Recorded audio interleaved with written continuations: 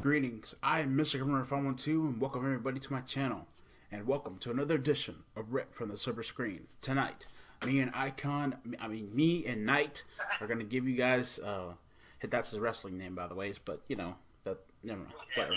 Anyway, me and Dark Knight 987, are going to give you guys 3 reactions.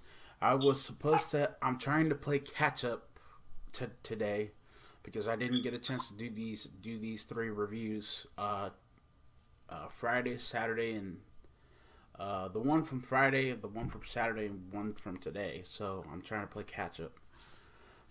So we're gonna go through all 3 reviews. Plus I got 2 reactions. I also have and also the Reaper sessions. I'm gonna do that today too. We're gonna do the first one is the 2015. It's the 2015 anthology horror film Tales of Halloween.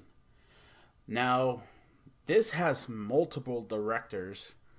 Well, it's an anthology, but anyway, this film was directed by Neil Marshall, Darren Lynn Bozeman, Axel Carolyn, Lucky McGee, Andrew Case, Paul Sullett, John Skip, Adam Jaresh and Jace Anderson, Mike Mendez, Ryan Schifrin, and Dave Parker. That's a lot of people. Yeah. So I guess what we can do, since there are 10 stories in this freaking thing, I guess we can go by them one by one. This has a big cast. I'm not gonna tell you. You guys are probably gonna see who's in this movie anyway. But yeah, this has a big cast and it has a lot of directors in it too. So yeah. Okay, so we're gonna go by the stories. We're gonna go by the all 10, I guess, and then we're gonna see. He hasn't seen the movie. I have. I forget how long this was. I think this was like, yeah, it was like 92-minute movie. So yeah, let's start with the first story, Sweet Tooth. Mikey, played by this one was written and directed by Dave Parker. Mikey, played by Daniel DiMaggio, has just finished trick-or-treating around his neighborhood and comes home with a bag full of candy.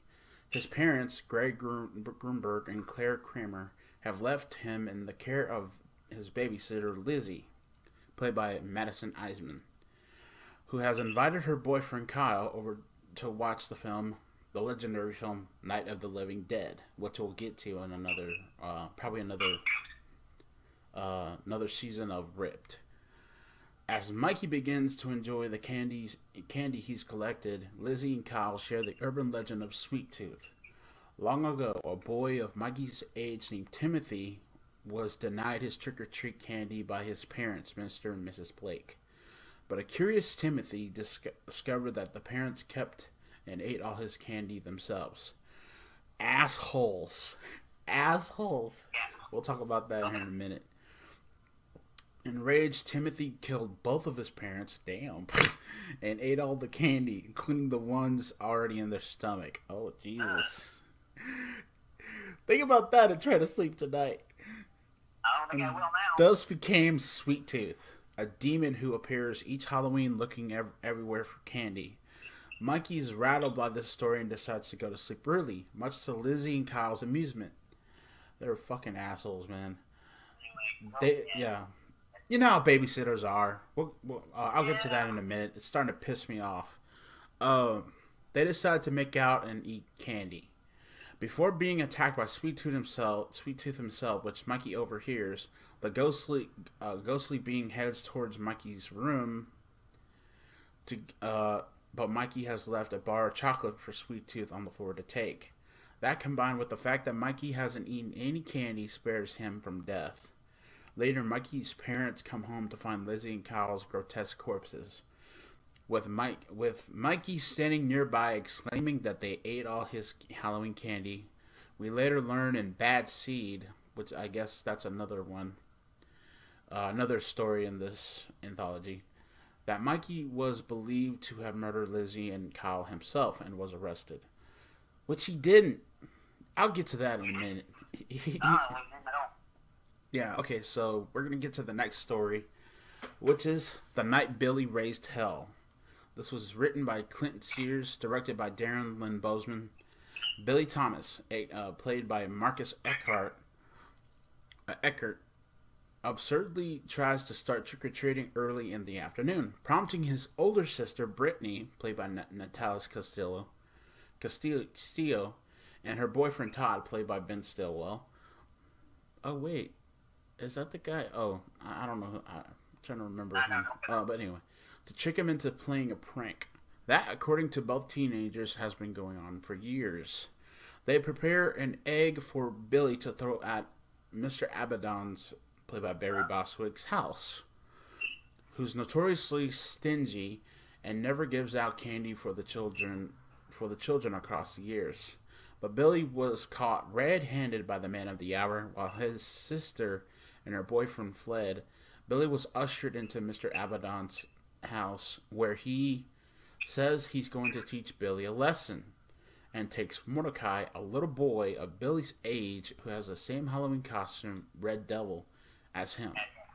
Mr. Abaddon then lets Mordecai, who names their kid Mordecai? Jesus Christ, in a costume and mask similar to Billy, to wreck around the neighborhood. From doing harmless pranks like spray painting the walls into more bloody terrors, including stabbing a rude neighbor who gave him a toothbrush instead of candy.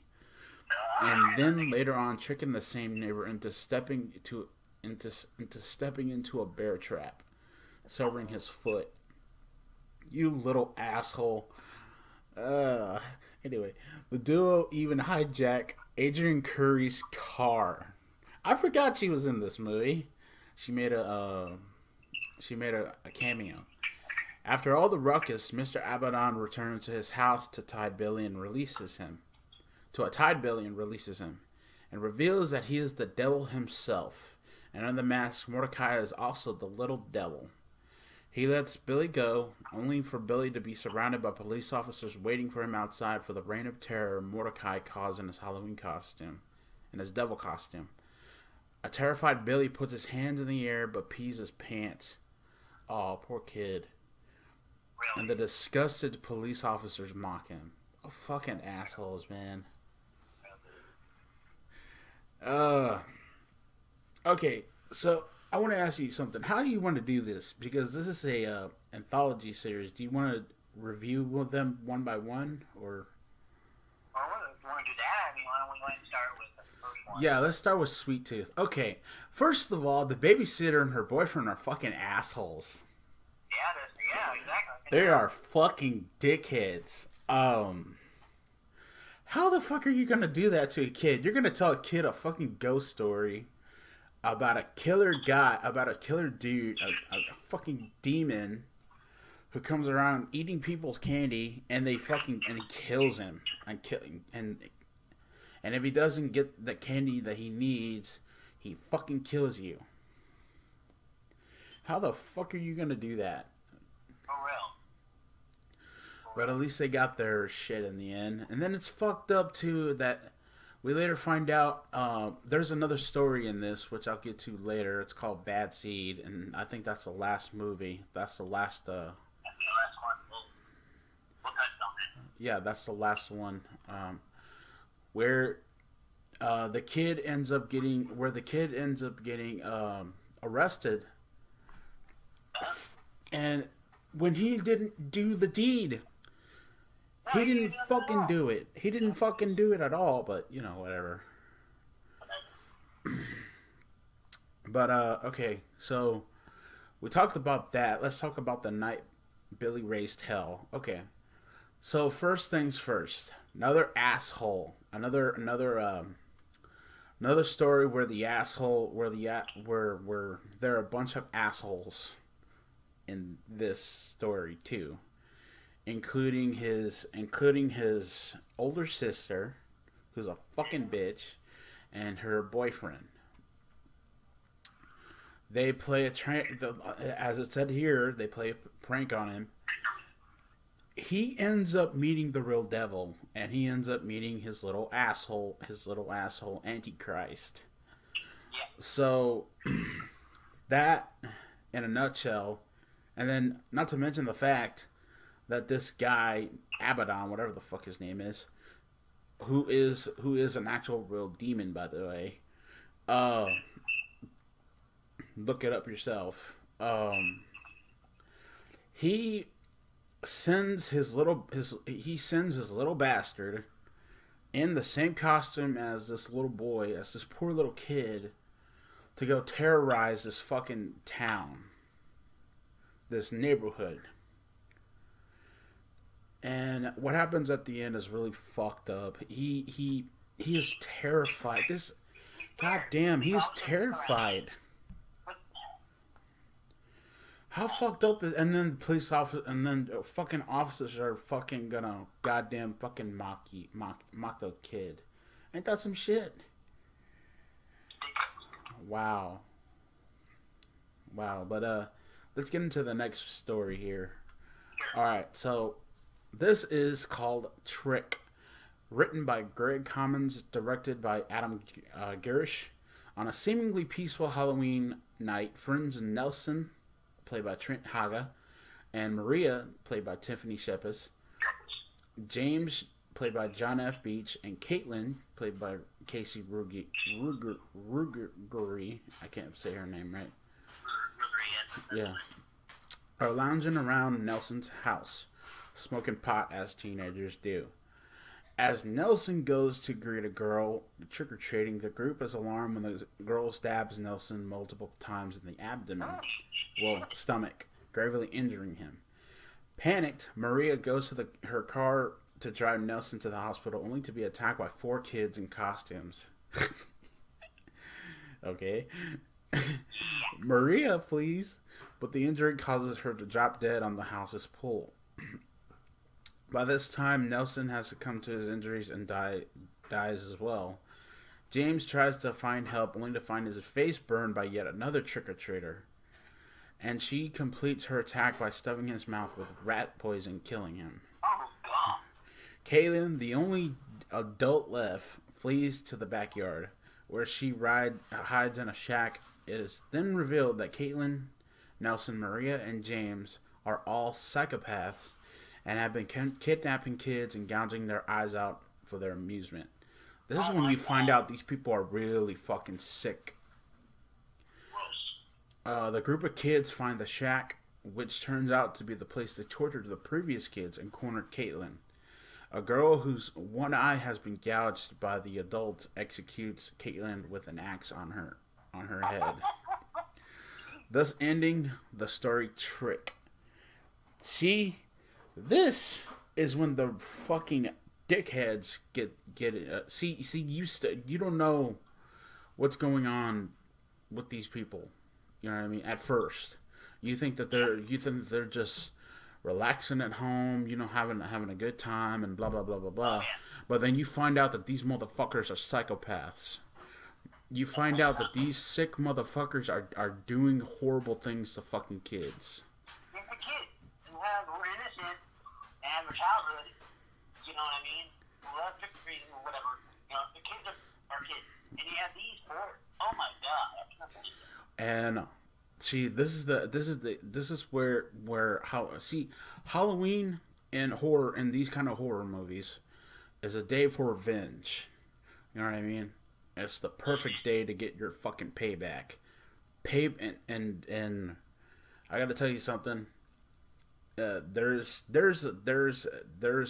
a situation where I can't where I'm trying to think. What is that saying? Payback is a bitch. Yep. So yeah. So we're gonna go from that one to the next one. So, okay, this one is called The Weak and the Wicked, written by Molly Millions and directed by Paul Sullett. three bullies: Alice, played by Grace Phipps, and Isaac, played by Boo Boo Stewart. Who the fuck names her? And Bart, played by Noah Segan. Sorry, dude. Proceeds to torture a kid after trick or treating. Who is played by Jack Dylan Grazer, but are interrupted by a teenager in a devil costume. I'm starting to get the feeling that this is starting to come together a little bit. Played by Kier Gilchrist. The teenager hands Alice a drawing of a demon and warns Alice that the demon will spill the blood of the wicked where the wicked have harmed the weak. Alice dismisses the picture and begins to chase the teenager away with the other bullies to the other side of the city, where the teenager stops by a burnt-down trailer car. In a flashback, when Alice, Bart, and Isaac were kids, they set the house on fire, which belonged to the teenager, complete with his parents inside it. Ooh, yeah. I'm starting to get the feeling that everything's that this movie is about a bunch of assholes. Dicks. Anyway, when the bullies show up, they recognize the teen as Jimmy Henson and proceed to beat him up and prepare to light him on fire. Bart and Isaac are attacked by an unseen force. When Alice turns around, a creature known as the Demon of All Hallows Eve has shown up. Yeah. Looking exactly like Jimmy, wearing his costume, as we learn in a flashback that the picture Alice's job was actually instructions on how to summon it. As Alice is killed by the demon, thank God, blood violently splashes on Jimmy's face, who smiles in satisfaction, thus ending this fucking horror fest. Okay, let's talk about this. I think all of these stories have a meaning to them. And I'm starting to get the picture. These are all stories of revenge. Yeah. Yeah. So we're gonna go to the next story here. Grim Grinning Ghost, written and directed by Axel Carolyn. As Lynn, played by Alex prepares to leave her mother's, prepared by the legendary Lynn Shay, her Halloween party, after her mother recounted a ghost story about a girl named Mary Bailey, who was mocked her whole life for her disfigured physical appearance, and now as a ghost takes the eyes of those who look at her. She encounters strange occurrences on her way home. First, her car uncharacteristically breaks down in the middle of the road, forcing her to finish her trip on foot. While walking, do not ever, especially on a freaking empty road, ever break down your car. Because in these freaking horror movies, they freaking, yeah. But anyway, while walking, she senses that a shadowy figure, the one from her mother's story, is following her. Terrified, she runs into the safety of her house and believes that the figure has not followed her to the house. As Lynn settles to a couch to watch a film, her dog suddenly gets nervous and leaves the room. See, animals, they know when something's fucked up. Lynn smiles and leans back to the couch, only to find out that Mary is sitting beside her. Damn. We later learn in the final story, Bad Seed, that she succeeded in taking Lynn's eyesight, but the police dismiss it as hysterical blindness. Bullshit. Bullshit. Don't worry. We'll get to that. Yeah, we'll get to that last story. Because I think, yeah, all of these stories all of these, we're almost there anyway, so yeah. Let's go to the next story. Ding Dong, written and directed by Lucky McGee. A year prior, Jack, played by Mark Center, and his wife Bobby, played by the legendary Pollyanna McIntosh. You know her from as Jadis from The Walking Dead. Watch as her children watch as children trick or treat on Halloween night. Bobby is distraught. This is the same chick, yeah, it is. Yeah. Bobby is distraught by the fact that she has no children of her own, to which Jack tries to cheer her up by dressing their dog as Gretel. This leads things to get heated and ends up with Bobby suddenly turning into a red demonic witch and clawing Jack's face with her long devilish nails. In the present time, Jack and Bobby have prepared to greet trick-or-treaters dressed as Hansel and a witch respectively. To Jack's worry. Even though everything goes normally, with Bobby excitedly performing a skit to the delight of children, something feels uneasy between the couple every time there's children on their front porch. Finally, when a boy also dressed as Hansel is visiting the couple's house alone, Bobby prepares to lead him inside. But Jack, aware of his wife's intent, alerts the boy's mother, who's looking for him. A disheartened Bobby goes back inside and secretly Jack persuades her to stop what they're doing, telling her that it wouldn't be right to have children of their own, but the abusive way she treats him. Bobby then appears to transform into the witch from Hansel and Gretel who eats children. And when Jack reveals he secretly had a vasectomy to prevent a pregnancy, she becomes distraught and furious. She drags Jack into the house's oven, which resembles more like hell, and ends up melting herself. That's ending ding dong. Yeah. So yeah, that's like a freaking messed up version of Hansel and Gretel. Yeah. Oh, okay, so we're gonna go to the next one. This Means War. Written and directed by Andrew Case and John Skip. Boris, played by Danny Gould, has proudly finished his Halloween decorated house. But when children are about to greet his house, they are scared away because of his neighbor, Dante, played by James Duval, has set up a rock and gore-oriented Halloween decoration. Dante has set up a rock and gore-oriented Halloween decorations on his house, complete with loud rock music blasting from the speakers.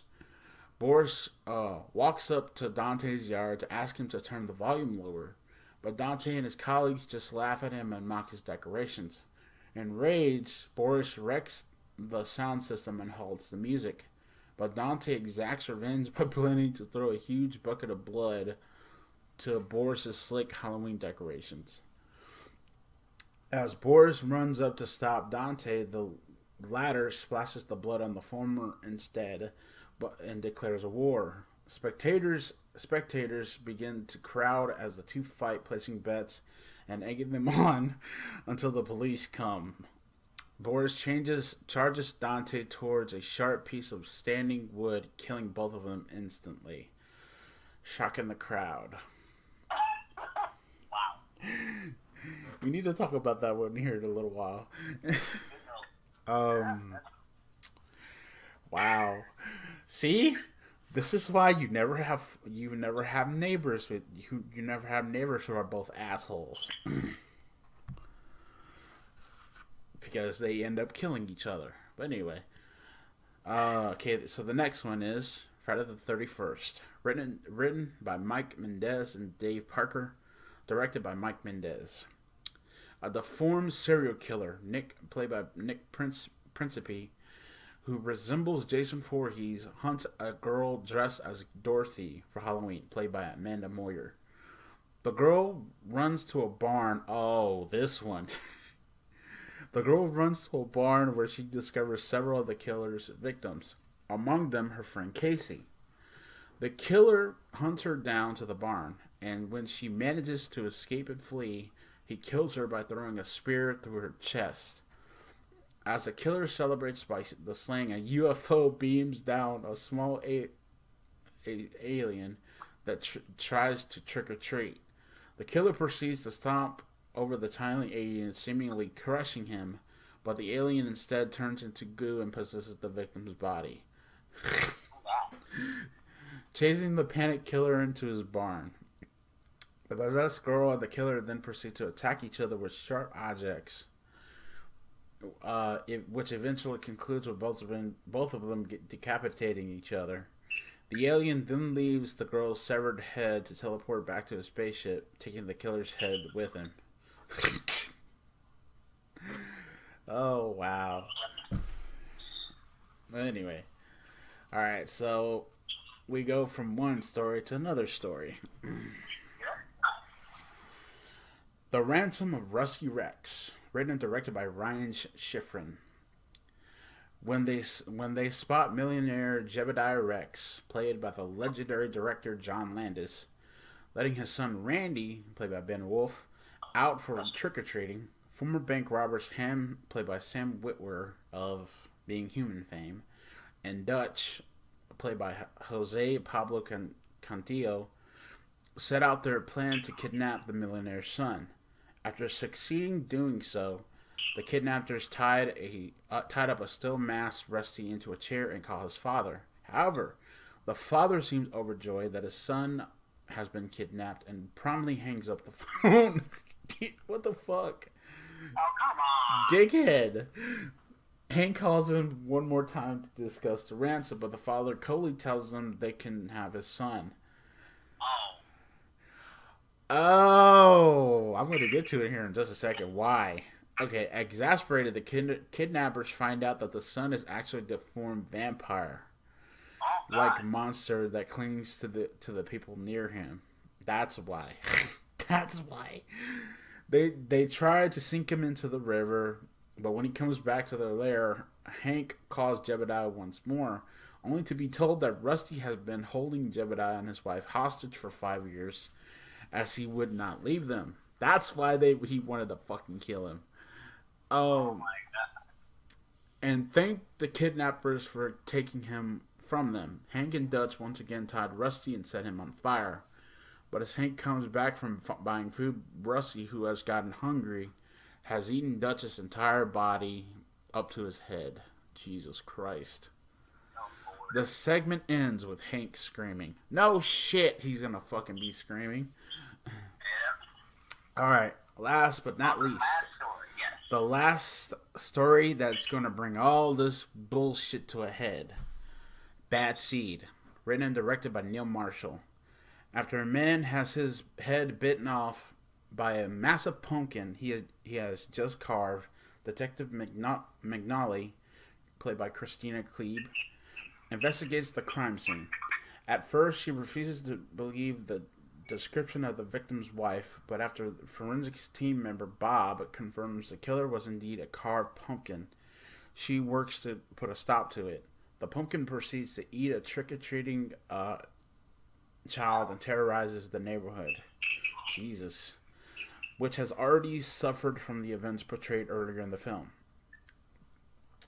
McNally manages to track the killer pumpkin down to a backyard where it attacks her.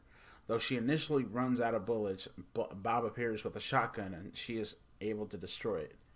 Among the broken pieces of pumpkin, she finds a sticker from a company called Clover Core, advertising the pumpkin as a 100% organic super pumpkin. McNally and Bob visit the Clover Core headquarters and discover thousands of genetically modified pumpkins, all potentially dangerous, waiting to be sold. Oh my gosh. Jesus fucking Christ. So yeah, that is this movie in a nutshell. 10 fucking stories of horror. Oh my gosh. Now let's talk about this shit. This movie is completely fucked up. I'm sorry. This movie is completely fucked up on every way imaginable. I like the fact that they have a DJ. They have a DJ by her Adrienne Barbeau plays the DJ in this movie. And she brings this whole shit to a head. all these, like I said before, all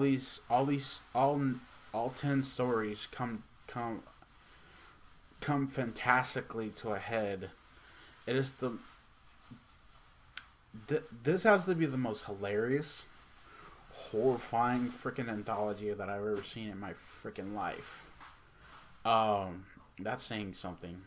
But what did you think of Tales of Halloween, dude?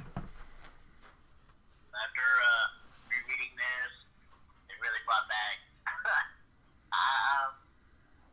Yeah, I mean, there's some story, like I said, story about revenge. People like can be assholes sometimes, and I hate that. And you never know, sometimes they come back to bite you, dude. Really. But yeah, this is Yeah. one crazy movie, I must say. Yeah, see, when you think about it, it's karma. Karma's a bitch. You know what I mean? And it's just like Knight said. He said that it all comes back to bite you in the ass. Exactly. That's exactly what it does in this movie.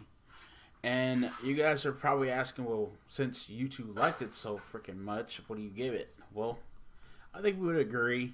This movie deserves 10 out of 10. Exactly. Tales of Halloween is a really, really good freaking anthology movie. It's hilarious. It's funny. It has real funny moments in it, but it also has some horrific shit involved in it too. Like the fact that kids are getting eaten alive by freaking pumpkins, and you got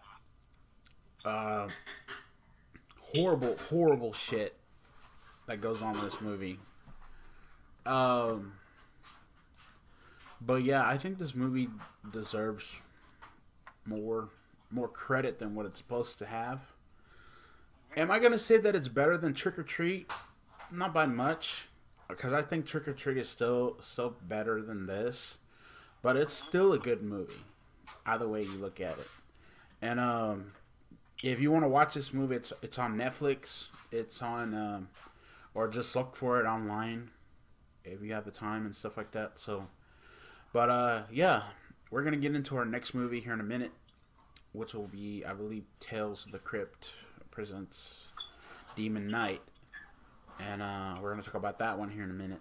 So let me know in the comment section down below what you guys think. I am Mr. Grimreaper 2 with Dark Knight 97. And we'll see you all in the afterlife. Peace. Happy Halloween.